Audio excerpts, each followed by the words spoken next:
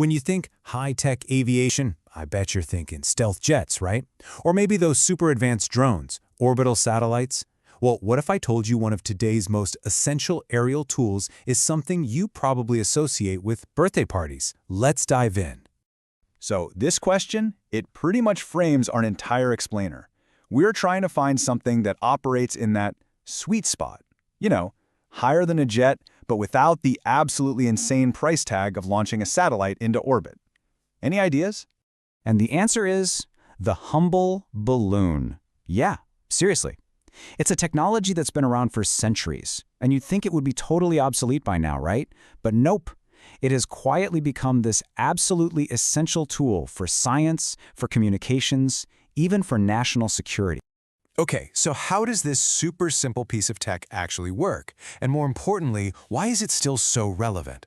Well, it all comes down to some really beautiful and simple physics. All right, here's the key concept: buoyancy. See, an airplane has to fight gravity constantly with speed and wings, but a balloon, it just floats.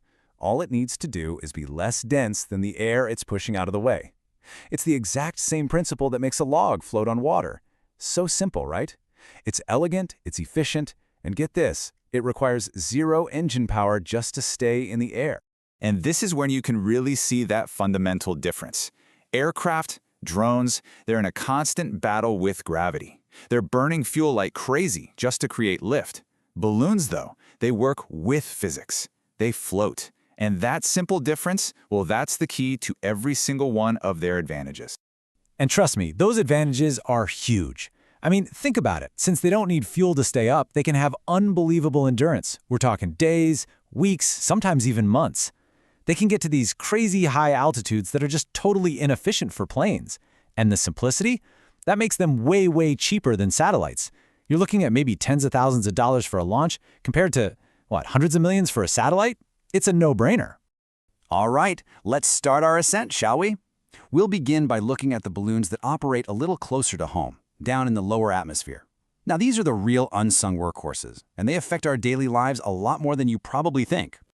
So we're basically talking about two main types here. You've got your tethered aerostats, those are the ones that are literally anchored to one spot, and then you have the free-floating weather balloons, which, believe it or not, are launched all over the globe every single day.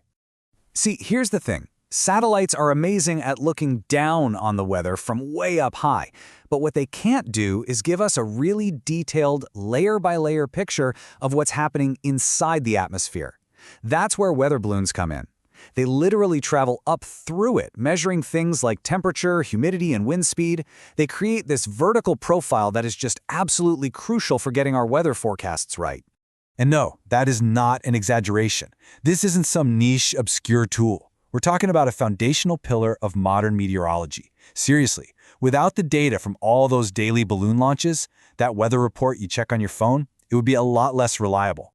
Then you've got the aerostats. The best way to think of these is like stationary watchtowers in the sky. They're anchored by a tether, and they can carry cameras, radar, communications gear, you name it. They provide this continuous 24/7 coverage over one specific area, like a border crossing or a busy port. Their whole game is persistence, not mobility. Okay, let's keep climbing. We're going to move even higher now, up into the stratosphere. Now, this is that huge, vast region that's above where all the commercial jets fly, but it's still below actual orbital space. And this is where balloons get to do some of their most advanced and, honestly, most fascinating missions. Up here, balloons basically become these near-space platforms. They act as floating laboratories for scientists and astronomers. They can be relay points for communication networks. And yeah, they can also be silent eyes in the sky for things like Earth observation and intelligence gathering. And this really gets to a crucial point. Let's say you want to get a telescope above all the distortion in the atmosphere, but you don't want to spend hundreds of millions of dollars on a rocket launch. What do? You use a balloon. It is an unbelievably cost-effective way for scientists to run experiments in a near-space environment. Now, from a surveillance point of view, their biggest weakness is actually their greatest strength. They're slow, right? They just drift along with the wind currents. But when you're up at 60,000 or 70,000 feet, that slow drift means you can just linger over an area for a really long time. They're essentially trading the speed of a jet for the persistence of a satellite, and that makes them incredibly hard to spot and track from the ground. So, All of this brings us to the big picture. In our super crowded skies, with jets, drones, and satellites everywhere, where do balloons fit in? Well, it turns out they thrive in the gaps. And if you look at this comparison, it makes their unique role crystal clear. Aircraft give you speed, but their altitude and endurance are limited. Satellites? They have incredible altitude and endurance, but the cost is just astronomical. And then you have balloons, hitting that perfect sweet spot right in the middle. You get high altitude, you get long endurance, and all at a relatively low cost. So the big takeaway here really is that balloons aren't trying to compete with jets or satellites. They're complementing them. They operate in this really unique layer of the sky that honestly no other platform can fill quite as effectively or as affordably. Look, if you remember just one thing from all of this, let it be this right here. It perfectly sums up that in-between advantage. This is exactly why a technology that's been around for centuries is more relevant today than ever before. So, from predicting our weather to literally peering into the cosmos, these aerial balloons really are our silent sentinels up in the sky.